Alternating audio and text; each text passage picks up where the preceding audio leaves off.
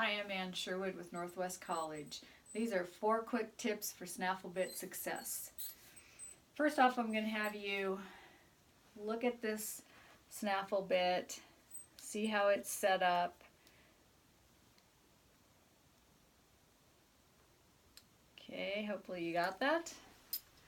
I'm going to pick up snaffle bit number 2. Have you look at snaffle bit number 2. See how it's set up. And then I'm going to give you like 3 seconds to tell me or guess which snaffle bit was set up correctly. 1, 2, 3. Okay, if you answered snaffle bit number 2, you would be correct. Snaffle bit number 2 is set up correctly because your snaffle bit hobble, or your chin strap, whatever you want to call it, is set so that it's the same length as the actual snaffle bit.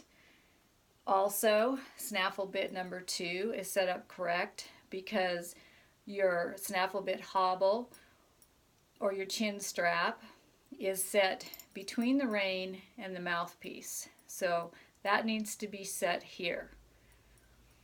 We'll go back to snaffle bit number 1. Snaffle bit number 1, if we look at it, our chin strap is way too long. It would have to be shortened up so that it sits the same length as this. And if we look at it over here on the side, it's set up wrong because your chin strap is set behind the rein. So every time you pick up the rein, your chin strap is in the way of how your rein is going to work with this snaffle bit. So the rein needs to be moved to here. Okay? The last little tip that I want to give you is how to hang up a snaffle bit so that your reins stay nice, like these reins. See how these reins are nice, they're good, they're flat. If I picked them up and I went to ride with them, they have a good shape to them and they would hold that shape. If I go back to these reins have been hung wrong. You can see that they've got a big wave in them here.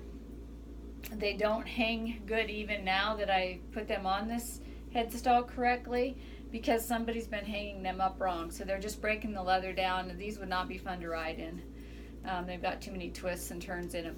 But if somebody started to hang them up correctly, the leather would give back, and this would be okay to use. So here's how you should hang your reins. So when I'm going to hang my bridle back up when I'm done working my horse, I will turn so the headpiece is this way. I'm going to pick my rein up and I'm going to turn it, loop it, and then I take this part, this piece, and I just lay it over the crown. And so you can see I've got this nice loop here that's not got any wrinkles in it. And then I'll do the same thing on this side. I'll pick the rein up, and when I get it to here, I flip it over so that it's flat, and I lay it over the crown piece. And there we've got a set of reins they're ready to hang. They'll stay nice for you. They're going to lay flat.